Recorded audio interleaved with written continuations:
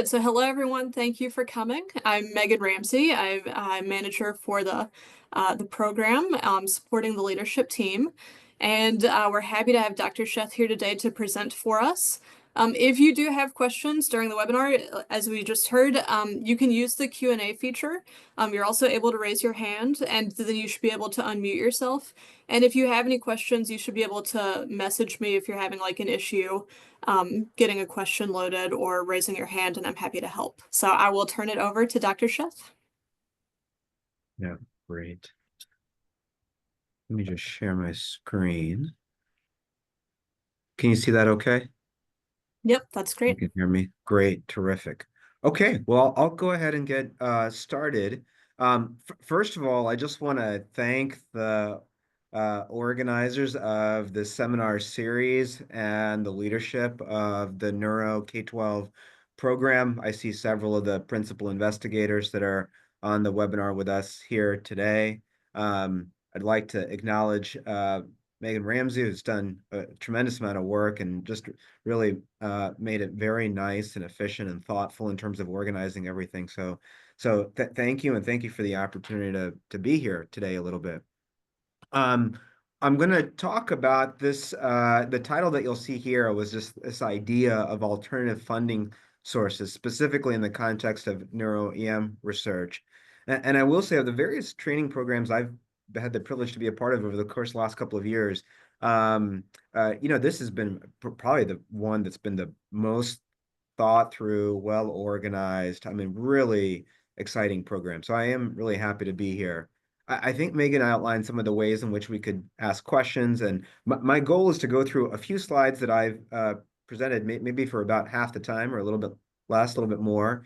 And but I'd encourage people to have questions or ask questions in any capacity at any time as possible. Okay. So with that preamble, I listed here my disclosures just to have a disclosure slide.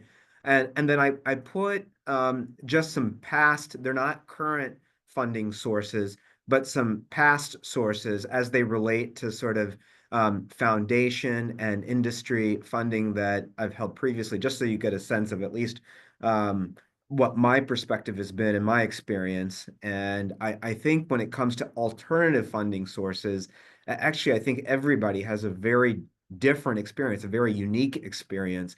And certainly that's going to be true for me as well. So some of the principles that I'm going to be talking about, say they're principles that at least have been ones that I've learned or appreciated, and they may or may not, fit with others. So what are we going to talk about? Just very quickly, why do we want funding? Very big picture. What do we need it for, and when do we need it?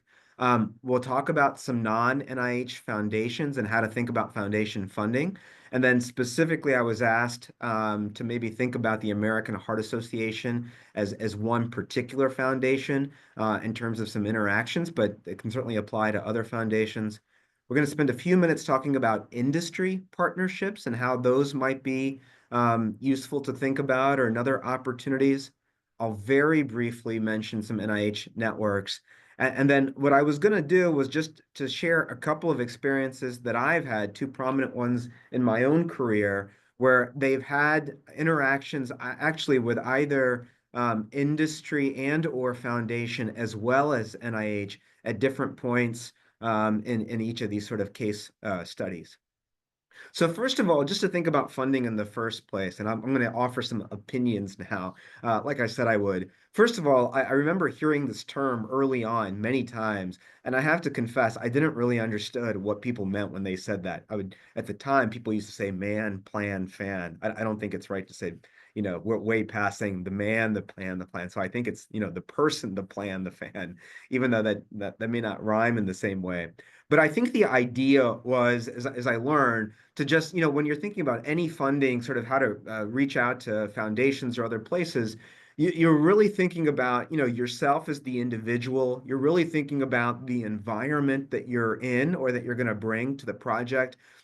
That's the fan. And then the plan is the actual project itself. And in some ways, those are just like three easy columns to really think about how they align with the potential funder and, the very broad elements for what might make an exciting project.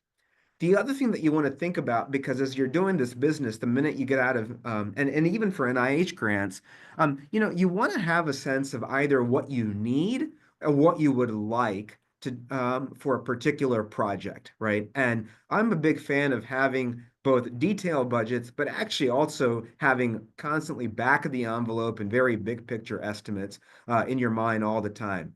And one way in which you can do that, I think, to facilitate the back of the envelope thing is for any project, whether you're laboratory based or translational or clinical research, is to just think about the hard costs and the soft costs. And what I mean by that, hard costs, things like, how much does the MRI cost? How much does the blood test cost? The soft cost are like the personnel time costs, percent effort, parts of FTE for people, because those are things that are not as discrete and maybe sort of more time based. I would say that there are good reasons to want funding and good things that come from applying for funding. And what I mean by that is that there are, I think, pragmatic reasons why, funding is important for promotion and your CV and your biosketch and all of those things. But I would say ultimately, those things are going to be, while important, they're sort of transient. I mean, the real mission is on what is the science that's really going to sort of move forward the work and the translation and the clinical innovation that you're passionate about. And so really not to lose sight of what you really want funding for and sort of working from your true goals backwards. I would say the good thing that comes from applying for funding, and I do feel pretty passionate about this, is that I'm definitely in the camp that the act of putting a grant together, of putting a project on paper, even something that may seem relatively obvious as a study scope and a design and an outcome and a methodology, it's just when you have to the putting the grant together really does facilitate the process of thinking through the big picture and the little picture, making the methodology rigorous, trying to convince other people through written language and through convincing folks. And so I think the act of applying for funding actually usually makes the project better. So I think those are good reasons. I think less good reasons to seek funding. And again, not to have your head in the sand, but we are often at different times, at different points in our careers in this environment where we think if we get a big grant, it's going to sort of get us to the next thing, the next promotion, the next opportunity. If we, check off the box for, getting this K award or that R01, then, it'll be one of the things that we need to tick off in order to get to the next step.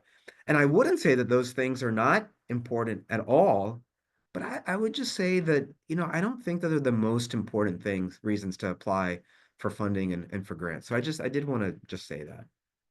Okay, emergency medicine and foundations. Now we can start getting to the meat of this a little bit, sort of neuro-EM. So I'm going to say this as a neurologist. I mean, that my I don't know what my emergency medicine colleagues will think here, but I'll also say it as an intensivist, right? And so, like the ICU, the ED is not necessarily a particular disorder or even an organ system, right? It's many organ systems and many disorders. I'm telling you things that you already know. And it's also a setting, an environment, right, for patients and for science. And as I said, I think the ICU is similar. And the reason that's important is because, our colleagues that are nephrologists, for example, they may go to, I don't know what it is, but the American Kidney Foundation or something, and that's where they go. They have a disease-based organization. But in the ED, you can be interested in resuscitation or stroke or addiction or the aging population. And because really any patient that you've seen can come through, can be the disease or organ system of interest, it actually potentially opens you up to all of those foundations or any of those foundations, which might vary from EM colleague to EM colleague. So, what is a foundation just at a very high level? I mean, just so you recognize this, right? I mean, oftentimes, just like the NIH does, just like our universities do, there are nonprofits, but they oftentimes are giving funding for a very specific mission. There are many foundations. I mean, even at this point in my career, I'm learning of new foundations all the time. But there are a small handful that probably give about 25% of all funding. And if you were to look at just dollar amounts, these are some of the biggest that I pulled out here. So just to give you a sense that you definitely want to know about the top five, the top 10, the top 25, just because of their size and their Some of them may match, some of them may match less, but then there are going to be a lot of more discrete foundations that apply as well. And these are just kinds of examples of very big ones that I wanted to call out. So we're going to spend a few minutes talking about the American Heart Association. It's called the American Heart Association, but I think those of us who are in neuro-EM know that you'll oftentimes see the American Heart Association slash the American Stroke Association. And increasingly over time, actually, neuro has become, I would say, still not as big as the cardiology piece, but actually a bigger and bigger and sort of more, I don't want to say impactful, but it has become a proportionally bigger part of the AHA portfolio in all the things the American Heart Association does. So for all of us, I mean, it can be vascular anything, it can be stroke, it can be resuscitation. And as I'll talk about in recent years, they've actually moved into brain health with quite broad definitions and increasingly so. There's the Brain Research Foundation. There's the Doric Deuce Foundation, both for early career development and also for later in your career. I don't have to tell this community about the emergency medicine foundations that exist. And then what I meant is, I just want to double down on what I said earlier, which is that every disease or specialty foundation really can exist for any time you've had a patient that you've seen in the ED. Well, that's a patient that probably has a foundation of some kind that they attach to. And if it's your area of interest, they'll have relevant foundations. Um, this is another way to think about, how foundations might be a little bit different than the NIH, for example. There are these sort of all these legal things that you have to that are out there in terms of legal distinctions. And I would say for the most part, just you can know about them, but practically speaking, before you really get into it, you can sort of forget about them as well. And then useful, more practical distinctions might be that there are sort of family foundations, high net worth individuals or families that have foundations that they make grants through for different causes. There are sort of professional foundations. And then that might be sort of disease based, like the American Academy of Neurology or the American Heart Association. And then there are corporate foundations. So oftentimes there are companies, for example, like Merck. Merck is a well-known pharmaceutical company. EMD Serono Merck is a global sort of entity.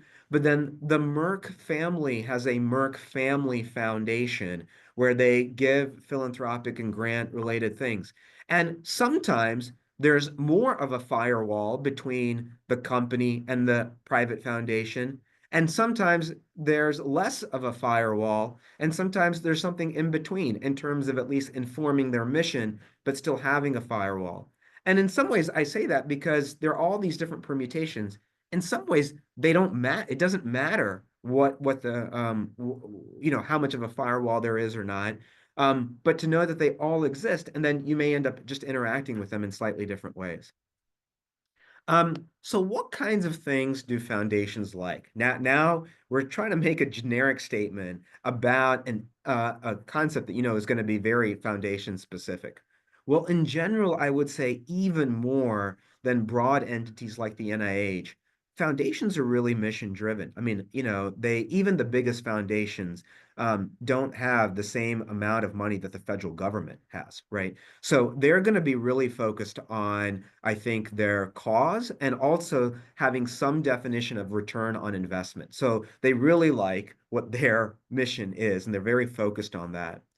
Knowing that, they know, not all, but most foundations know that there are really wonderful things about places like the NIH, but that in some ways, innovation and risk is just either not always encouraged or not always possible in quite the same way. And foundations sometimes have, because they're so passionate and potentially closer to their mission, they're willing to sort of go high risk, high reward. They're interested in sort of quote unquote moving the needle. They're also, I think, always, right? The foundations are always thinking about the future. And the future really is young investigators and mid-career investigators. And so I think they're looking for bold, active language. They really want to think just again things about that are about moving the needle. That doesn't mean that they don't care about feasibility or preliminary data in some cases, but they really want to sort of see things that are going to show substantive difference. Not just maybe a paper, And so what do they not like? Well, they have a certain amount of infrastructure. Sometimes there are exceptions to all of this, but foundations are not just interested in sort of creating another infrastructure inside another infrastructure inside another infrastructure, They're not necessarily always interested in just supporting the sort of original foundational training like students and they're not necessarily interested in sort of just the paper. So it's not that to say that they're anti these things. That's not what I mean to say at all. But again, I think what they're looking for is something that's gonna, move the needle. If these things are part of that, then that's okay. But that they, so that I think that's the mindset you want to give. Maybe another thought experiment is to say that if you were in charge, or if it was your personal foundation, if you were the president of the American Heart Association, and you had to give out $1 million and you wanted to really sort of move the needle, does your project sort of do that? Could you make a convincing argument? I found that to be a helpful, easy thought experiment. So how are they different? We've talked about a strong focus on outcomes and impacts already. We've talked a little bit about the focus on risky science. And I think as you'll hear me talk about, they really want to see, does the investigator show passion and promise? Is this something I think, they've committed themselves, even the individuals that are working there, all the way from their hired sort of corporate staff to their program officers. On some level, people are there because they have bought into the mission of the specific foundation. And I think in addition to the science, through the science, but even independent of the science, I think they're interested in interacting with individuals who also show that same passion for the mission. And so there are a lot of different ways in which you can communicate that. Um, Oftentimes, this is not always true, but oftentimes, maybe in contrast to the NIH, we may be thinking about the K awards and the K awards sort of becoming the R01s and the R01s becoming a renewal and then the next renewal and having, multi-year programs. But oftentimes for foundations, they may have pilot programs and other programs where it's a project, you're really trying to have quote unquote a deliverable, you want to move that needle. And then that's sort of it as a discrete entity. It's not to say that there might not be another grant that's relevant on that topic or another project, but I think they're really sometimes looking at things sort of one project, one chunk at a time, not necessarily funding what is expected to be a 20-year sort of serial funding program. There are important differences for foundations, important to some institutions more than others, about how their indirect rates might be different than sort of federal indirect rates. And ultimately, these things can be important. The American Heart Association, for example, often has a 10% indirect rate, dramatically lower than what we might expect from the federal grants. But what I would tell you is don't worry about the indirect rates, actually. Don't get all caught up in the anxieties about, well, how's the institution going to look at it? I mean, if your institution has a clear black and white policy, well, then sure, know your institution's policy. There are some institutions that say, look, we won't do AHA grants. They're in the distinct minority, but they exist because we can't do the cost sharing that occurs with a 10% indirect rates. I would say what I've always seen is that, and perhaps particularly true today, is that institutions want to support their investigators in the science. And either they don't have such rigid policies, or sometimes, even if they do, sometimes there's room to negotiate, and actually talk to people. But I would say don't necessarily worry about that at the beginning or as a reason not to inquire into something. First, see where there seems to be a good fit between mission, foundation, the type of award, the size of the award, and what your interests are and what you need and what you're looking for. All right, so let's get into the American Heart Association as one example. One example that I think this was chosen in part because it's a big organization. They do fund a lot of neuro-EM work.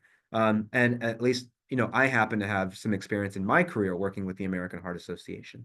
So I wanted to use it as as a thing that I would suggest applies not only to foundations, perhaps particularly strongly with foundations. And that's the idea really of a give and take. You don't want to be just a giver. You're asking for money. You're not just a giver, but you don't want to be just a taker either. You really want to think about what you can do with your interactions.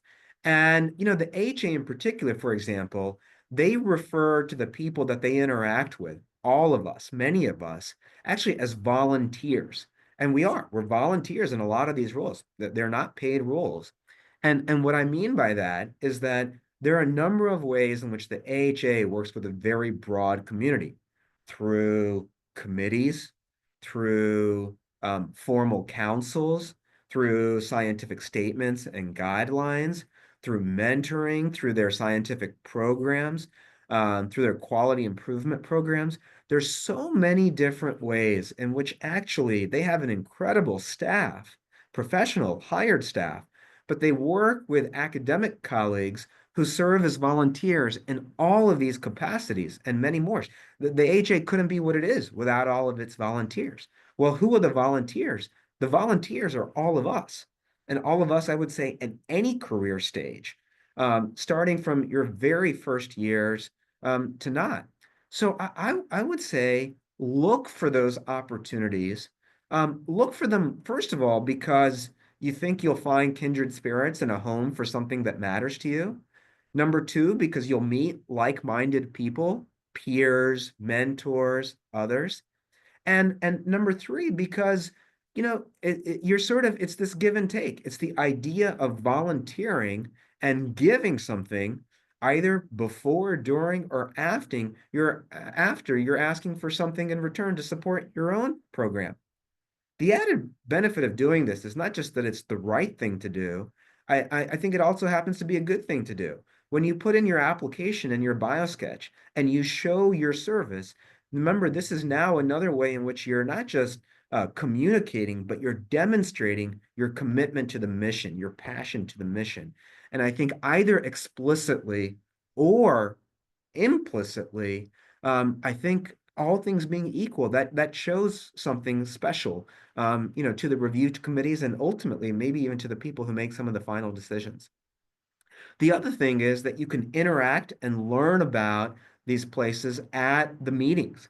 So the AHA has gobs and gobs of meetings, but these are some of the biggest ones. The scientific sessions in the fall, the International Stroke Conference, usually around February, late January, resuscitation science. There are a few others, but they have these meetings. And I think I'd really encourage, if it's a foundation, even if it's a new foundation. So I've had foundations, I've been doing stuff with the HA for years.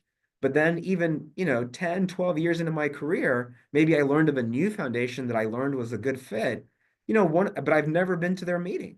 So maybe it's good to go to their meeting. I've gone to a new foundations meeting just to, again, start again and to meet some of the program officers, see what kind of science is presented, see who else is there. And, just by going there and talking to people and listening and seeing, you can actually learn a lot that's materially helpful. So that's another thing to think about with the foundation. I mentioned this business about the AHA and the American Stroke Association, and I just wanted to give a different perspective on that. These are two former presidents of the American Heart Association. The American Heart Association has typically had cardiologists who have been presidents. Not a surprise, the American Heart Association. But there have been two neurologists in recent years who, for the first time, have been presidents. One on the right there, standing with the CEO of the American Heart Association, is Ralph Sacco, who unfortunately passed away just within the last couple of years, but was the first neurologist who was a president of the American Heart Association. And then more recently, Mitch Elkind, another stroke neurologist who just completed his term as president a couple of years ago. So I highlight each of them just to say, just to show that they really are interested in neuro. In fact, so much so that Mitch Elkin actually transitioned from being a successful faculty member and a stroke investigator at Columbia University to now being sort of the chief clinical officer at the American Heart Association. And one of the reasons he was brought on for many reasons, and one of the reasons he went is because they explicitly wanted to make brain health very broadly an important substantive part of the AHA's mission and portfolio. So that's just to give some different perspectives on how the AHA is a potentially good place for this. Okay. What are the different ways? Again, I've mentioned some of these in which you can interact with the AHA. And again, I'm using the AHA as an example. Um, Career development. They do, these are different grants that they have. So they have a grant called the Innovative Grant for the AHA. They have a collaborative science grant. What they mean by a collaborative science grant is that you actually have to come in with a co-PI model from different disciplines that has to explicitly be interdisciplinary. So that's a different type of grant that they offer. Sometimes they offer grants where they want networks to be created either between departments or between institutions. So they call these things strategically focused networks, or for stroke specifically, Buer network. So they have network grants. And then the AHA will be puts out calls for ad hoc grants based on something that's come up. They recently had one earlier this year, specifically for artificial intelligence. They had a $3 million grant just for this initiative. And so again, these are AHA ones that can fit broadly. All of this could be neuro-EM, but you'll find with other foundations a similar kind, maybe fewer grant mechanisms, maybe more grant mechanisms, depending on the foundation's sort of size and scope. And then Get With the Guidelines is another way. It's not necessarily a grant funding program, but this is their quality improvement registry, which is a great place to access national data, both to write papers and to get preliminary data as a way to give back and as a way to also use the data in order to inform other grants that you may apply for. So I'm going to transition now from foundations to industry partnerships. I'm going to make a hard decision, a hard transition here. So first of all, and I think if you stay around long enough, this is one of these things where like the pendulum just keeps swinging in terms of like what the cultural thinking is. And I would tell you, I don't mind going out on a limb and saying industry, just to be explicit, this is now my view. I don't think I'm speaking on behalf of the K-12 program, but my view is that industry is not a bad word. What is a good word is just always being what you know, just being true to your integrity, to your scientific principles, and to your values. That's it. That always remains true. But otherwise, actually, industry is not a bad word. It's important to disclose. You just want to disclose in all settings. And remember, I always this is a thing that gets me sometimes. Things are not conflicts of interest; they're potential conflicts of interest. And what you're really trying to do is just be transparent and recognize that there are potential conflicts of interest. By the way, I would argue that NIH grants, right, can make you famous and get promoted and push your own science. That's a different kind of potential conflict of interest as well. So almost nothing is potential conflict of interest free. They're just different kinds of conflict. Um, Sometimes what I would say about industry work is that sometimes they're doing the most exciting things in a particular space, you know, and um, and I will say, people will wonder, well, how do I get involved with industry? Well, here you can imagine it does vary. It varies if it's a small startup company in the device space or the drug space or in something else. If it's a big company, you have all these portals, company portals, and this idea of just going into those portals and having investigator initiated concepts. And what I would tell you about these things, again, this is my opinion. Let me underline this. Those things are there. They can be useful. They definitely work. You should look at them again if you know or hear of companies of any size and scale that you can reach out to. So I have nothing negative to say about it. I will say, at least my experience and in my peers, is that in a not mutually exclusive way, a lot of the industry partnerships happen outside of these things. They happen outside of the portals and outside of the investigator-initiated things. And they happen in ways that are actually similar to the foundations. They happen because you reach out, they happen because you meet someone at the company, you meet someone in a particular area, they have a need, you find where there's alignment, you make a pitch. And then sometimes you'll sort of do both. You'll have an idea in the portal, or you'll talk to someone, you'll get someone excited, and they'll say, you know what, just put it in through the portal, and we'll be standing there on the other side, ready to receive it and go through it. So I think, there's a theme here, whether you're talking to your program officer at the NIH or someone at the foundation or someone at the industry. I would say having or making the personal connection and thinking about what's the interesting part for the entity on the other side is true regardless of who it is, and it's certainly true with industry. And so that's how I think it really happens. And there are lots of chances to show your expertise and your track record.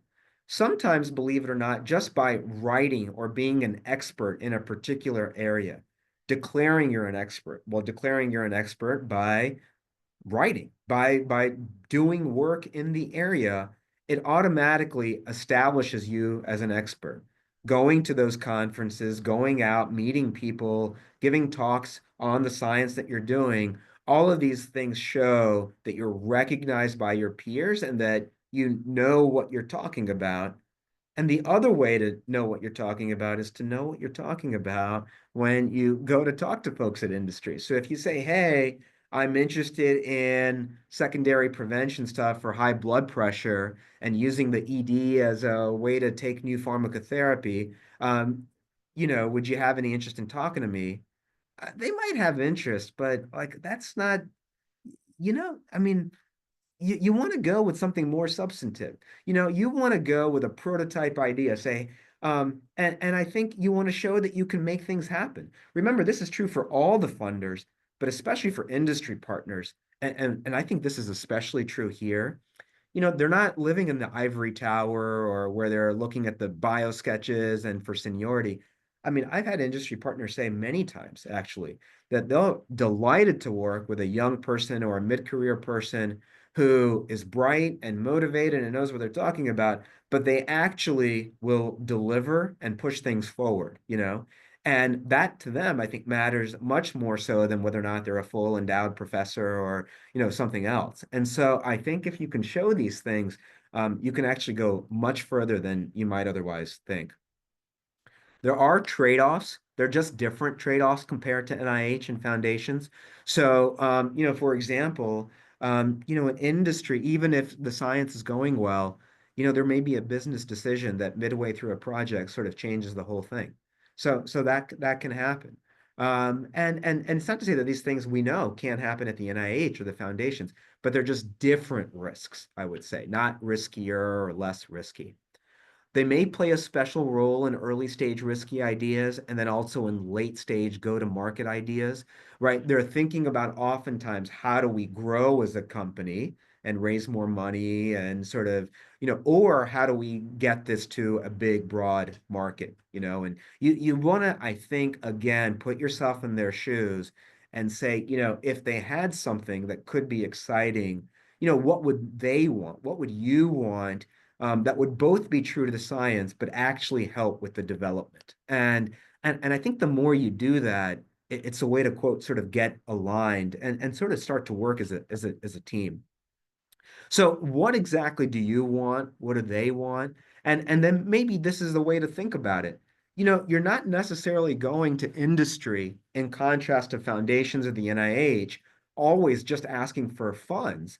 You can actually work with industry. You have different things. They may have funds, but sometimes you may want access to novel or cool technology or materials or special expertise or maybe free drugs or access to funding that's not in the public domain. Sometimes maybe you want a true scientific collaboration where they're going to sort of work with you as scientists. Um, there are lots of people who have done this in industry and people who were on our side of the street in academics that have also gone over. And fundamentally, they're not any different, except for now they just have different drivers, maybe, or different things that different considerations. But fundamentally, they're thinking about things in much the same way we are. So I think you just want to sort of read the room when it comes to these kinds of, bullet points as you're thinking about interacting with industry. All right, I'm going to just flash up very briefly in the interest of time. I'm happy to talk about it more. I specifically am not talking about Siren today because I think Siren is very familiar to the neuro-EM community. If it's not, I think I and others can talk about that some more. But Siren is a phase 3, largely phase 3 network for neuro and other sort of acute emergency medicine-based trials that are run through the NIH. There's a network around the country.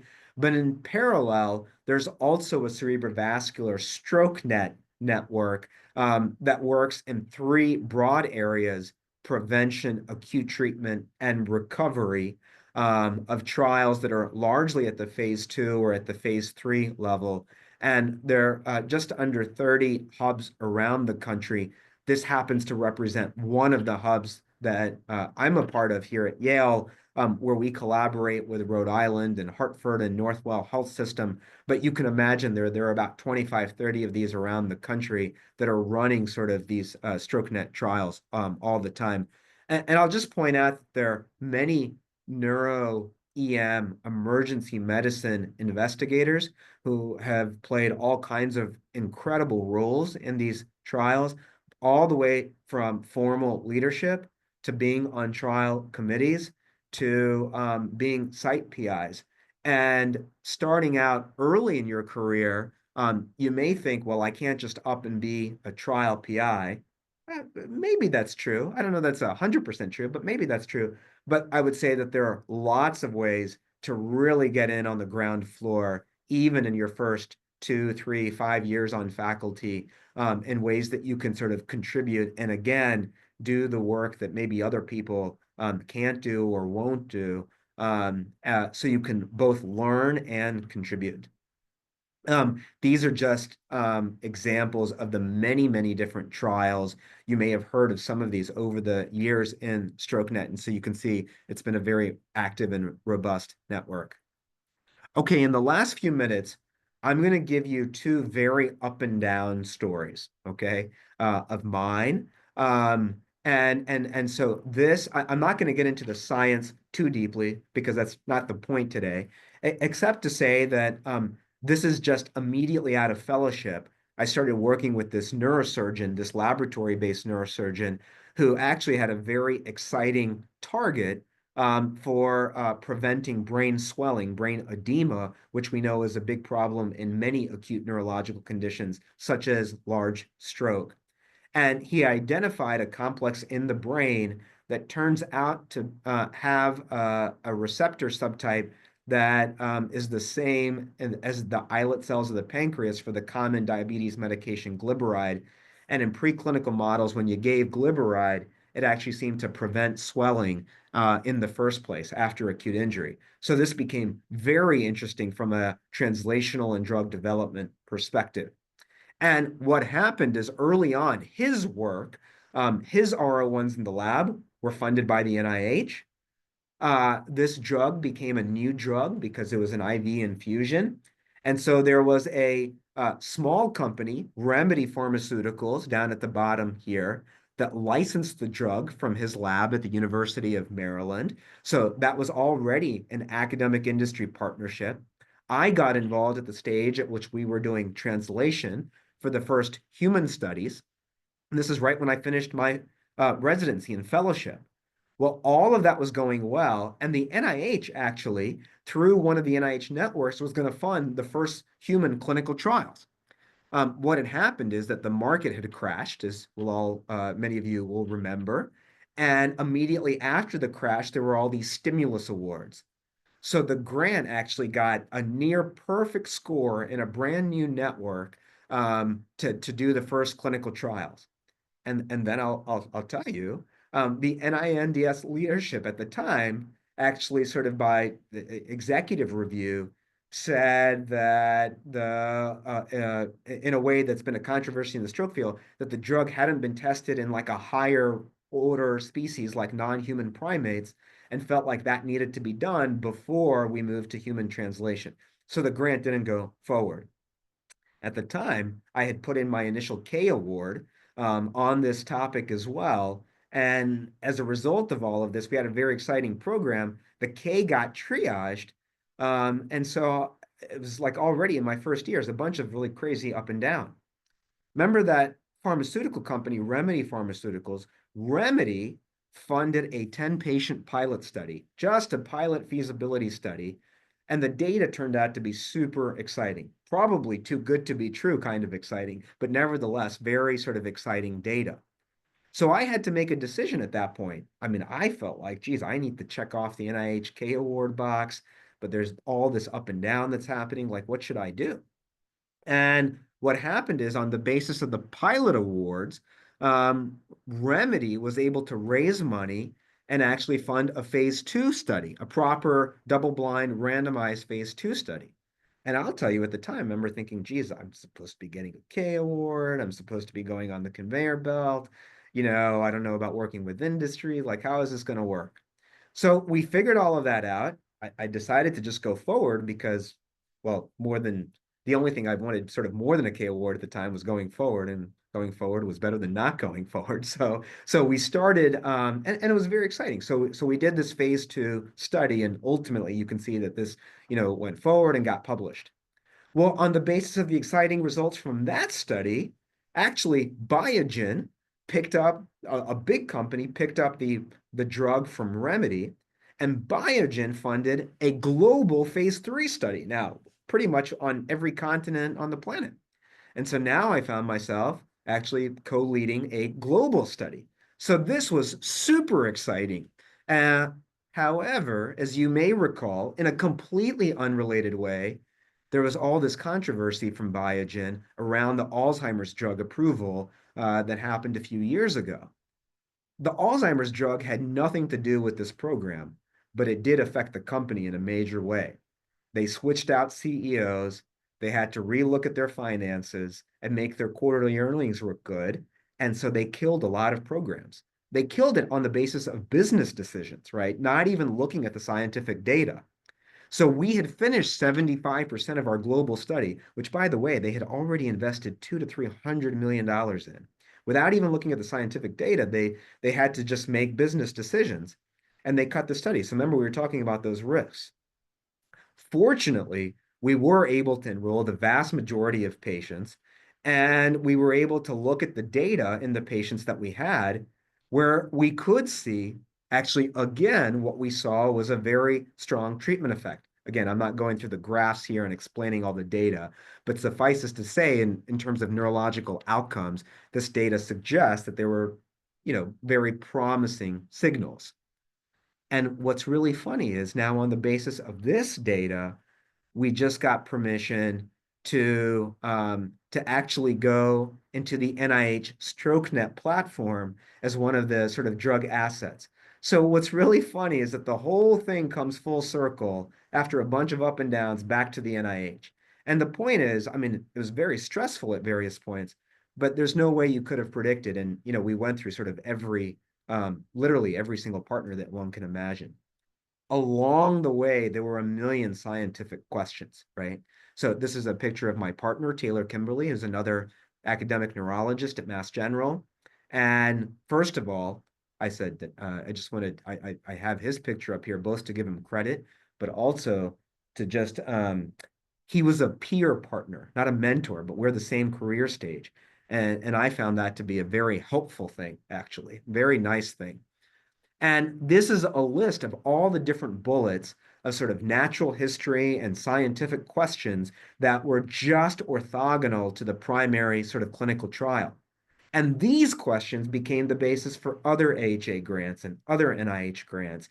And so, once you go forward, the simple act of going forward actually raises questions, and inevitably you can go to any one of these funders.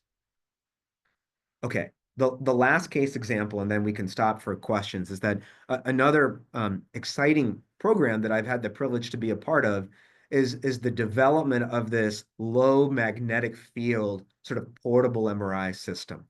And the fundamental sort of 2-second bullet is to say that over the course of the last 30 years, there have been a lot of advances in physics and engineering that have allowed the use of low field magnets as opposed to high field magnets that are used in MRIs that actually allow you to get high quality images. Once you use a low magnetic field, a lot of things change, including the ability to make something portable. This work was done initially in NSF and NIH-funded physics programs that ultimately then was ready to translate. There was a company that was formed that was developing the first prototype that we started working with. We had this experience, like a lot of people, that we were really interested in brain imaging in acute patients. We wanted to get serial imaging, but it was so hard to do for all the reasons everybody in the ED appreciates more than anyone. And over time, we were able to work with this small company to help develop some of these prototypes. And I'll tell you, we talked to folks at the NIH, including the NINDS director, who couldn't be more excited about this work. So they were so excited, they kept telling us exactly where to apply. And then for various reasons, they got killed in peer review, I think 3 or 4 times, over and over again. In part, I think it got killed because it sounded like it was too crazy, right? It was unbelievable, right? That you could do this, put an MRI on wheels. And so ultimately, after going through a few R01s, we actually went where? We went to a foundation where they were interested in high risk, high reward. Actually, it was the American Heart Association's Collaborative Science Award. And I'll tell you, in that grant, I didn't change a single word from the NIH proposal. I literally copy pasted the same proposal right into the NIH. And actually, where we got triage at the NIH, we scored at the second percentile at the AHA, which just goes to show these things can go any which way. We got a score and we got funded at the AHA. We developed a contract with the company, not me personally, but through Yale. And then ultimately, we started showing that we could actually do this. We could image patients, we could ask and answer questions. And then ultimately, actually, we got enough traction in publications where we went back to the NIH, not the Neurological Institute, but NIBIB, which is the institute that does biomedical innovation and instrumentation. And they had a mechanism. They were excited about our work. Even there on the first submission, we got triaged, we got really good reviews, and we put it back in and we went from triage to getting a near perfect score. So these things that sounded crazy, they can happen. And there are a lot of these failures in between. Ultimately, actually, the device was cleared by the FDA during COVID, and now it may perhaps at many of your institutions you have one of these. And along the way, we were able to ask and answer a lot of other questions about using artificial intelligence to make the image quality better because of the quality that you do lose at low magnet resolution. And so, we've had the opportunity to sort of, publish that in a few different ways. And I would say it's still very early days for the field. So I think we have about 10 minutes left, but let me pause there. I covered a lot of stuff and happy to answer any questions that you might have. Thank you. Yeah, thank you so much, Kevin. So if anyone has questions, if you raise your hand, I think I should be able to see it and I can unmute you, or I can promote you to a panelist so you can show your video.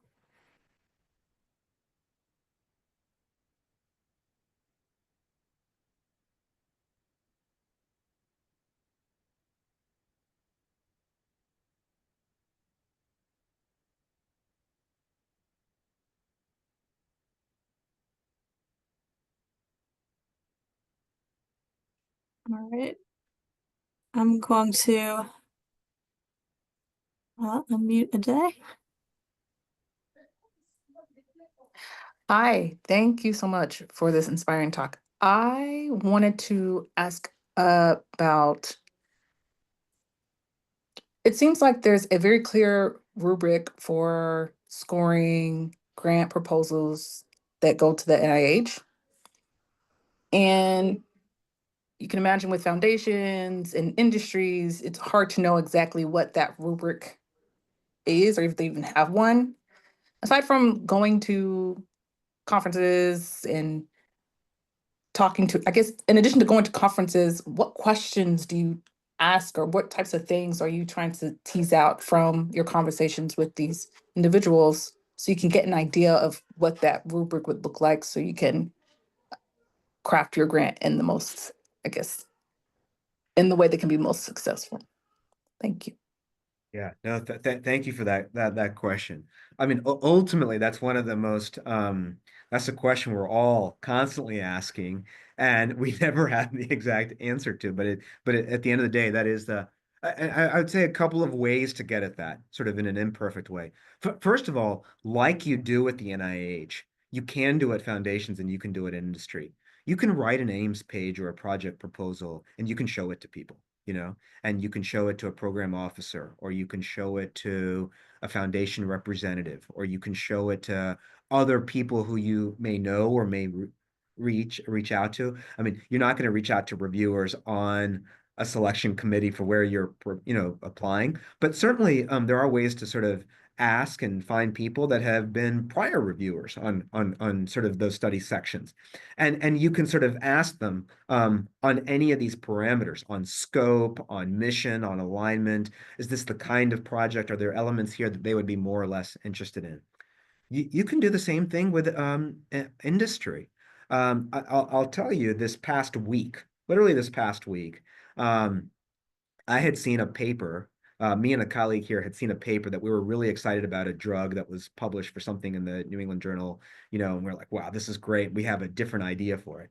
So we reached out to the company and say, had, some people at the company and said, would you be interested in doing something, in stroke?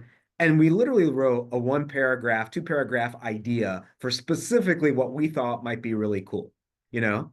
And they wrote us back in a day and said, we'd love to jump on a Zoom and talk to you guys.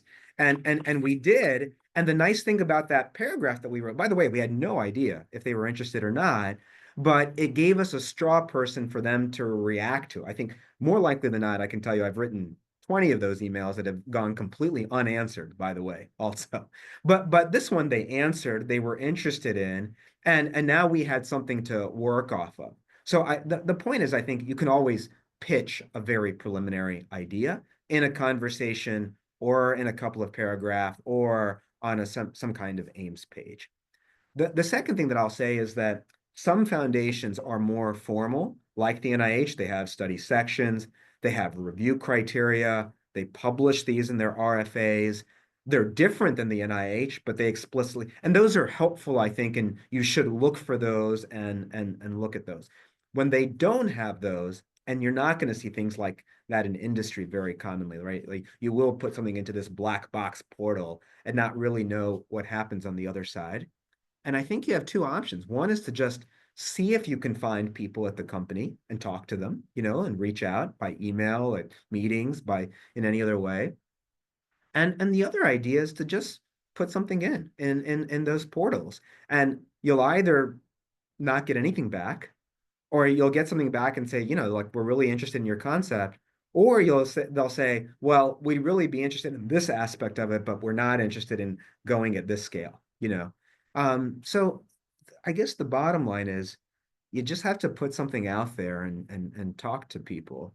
I've really found no better way to get at your question. We've got another question here.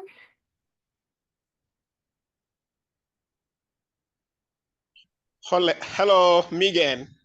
It's a pleasure being on board here today. Well, from my side, I just want to provide a few add-on to what Kevin had said to the last question from the participant that I will opine and I think you might be breaking up a little bit. Sorry about submit to you that you should rather start up by attaching yourself Your sound is cutting out a little bit, Emmanuel. to a principal investigator, learn the ropes through your attack. Over time, you'll be able to build enough capacity. Clear now? Hello? It got a little bit better. Am I clear? It just got better. Yeah. Okay. All right. Thank you. I wanted to provide an add-on to the last question raised, that you should rather attach yourself to a principal investigator who has been established in a particular area of interest, and over time learn the ropes and the little stuffs, then start pressing in by making your own submissions, align the mentorship, and over time you'll be able to learn as to how things are to be done properly. Then in engaging industries, I submit to you that you need to learn the unwritten rules from individuals who are working in those firms, who are going to give you the appropriate guidance as to how to go. These are just some of my add-ons to what has been said so far. Over to you, Megan. Thank you, Kevin. I think those are all wonderful points. Bringing in senior and established people as part of your team or with you, especially if you have that relationship or that interaction, that can really be a very nice way to do it. Nice win all around. I agree. All right, we just have a few minutes left. Any final questions? As we're waiting, so I do just want to share that I'll put this link in the chat.